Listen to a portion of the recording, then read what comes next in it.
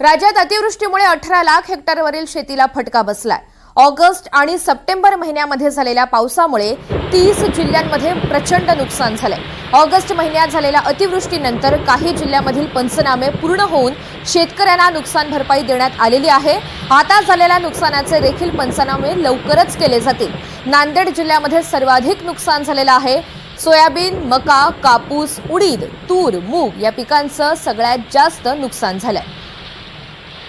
मंगेश जोशी आपल्या सोबत आहेत। अधिकची माहिती जाणून घेऊयात। मंगेश, कोणत्या जिल्ह्यामध्ये सर्वाधिक नुकसान झालेलं आहे आणि कोणत्या पिकाला फटका बसलाय? आपण बघायला गेलं तर ऑगस्ट आणि सप्टेंबर खरं तर सलग 2 वेळा जे आहे राज्यात जवळपास 30 जिल्ह्यांमध्ये जे आहे अतिवृष्टीचा फटका बसल्याचं पाहायला मिळते आहे। तुर्तास गेल्या काही दिवसापासून राज्यामध्ये बीड असेल, जळगाव असेल, छत्रपती संभाजीनगर असेल, नांदेड असेल या जिल्ह्यांमध्ये झालेल्या अतिवृष्टीमुळे खरं तर खरीप पिकांचे जे आहे मोठ्या प्रमाणात नुकसान झालेले आहे।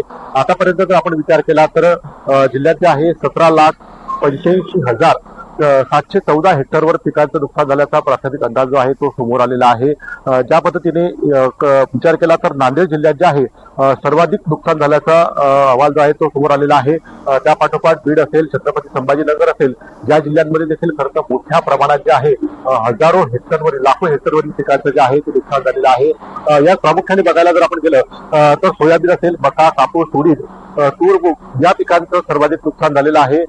विशेष म्हणजे जळगाव जिल्ह्यासह उत्तर महाराष्ट्रात आणि मराठवाड्यात कापसाच्या पिकाला जे आहे ते मोठ्या प्रमाणात फटका बसलेला आहे। कारण अतिवृष्टीमुळे जे आहे हजारो हेक्टरवरील जे कापसाचे पीक आहे ते पूर्णपणे जमीनदोस्त झालेले आहे। त्यामुळे यावर्षी कापसाला सर्वाधिक नुकसान बसलं असून त्यामुळे कापूस उत्पादक शेतकऱ्यांचं मात्र या अतिवृष्टीमुळे मोठ्या प्रमाणात नुकसान झालेलं आहे। ऑगस्ट महिन्यात ज्याप्रमाणे अतिवृष्टी झाली होती त्याचे पंचनामे जे आहेत ते पूर्ण झालेले आहेत। मात्र आता सप्टेंबर महिन्यात ज्या ठिकाणी खरं अतिवृष्टी झाली आहे त्याच्यानंतर तातडीने पंचनामे करण्याचे आदेश हे देण्यात आलेले आहेत। काही भागांमध्ये पंचनामे सुरू झालेले आहेत, मात्र काही भागात अद्यापही पावसाची संततधार सुरू आहे। पाऊस थांबत असल्यामुळे पंचनामे करण्यात अडचण येत आहेत।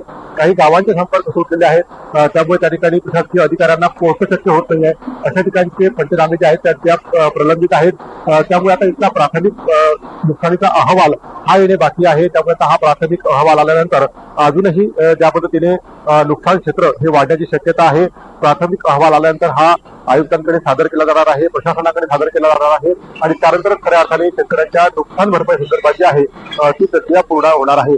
मात्र तुर्तास तरी जिल्ह्यात पुढील काही दिवस अजूनही अतिवृष्टीचा इशारा हा देण्यात आलेला आहे। त्यामुळे नुकसानीचं क्षेत्र जे आहे ते अधिक वाढण्याची शक्यता आहे। बरोबर, आणि शेतकऱ्यांना सुद्धा तातडीनं आता मदतीची अपेक्षा आहे। धन्यवाद सविस्तर माहितीसाठी।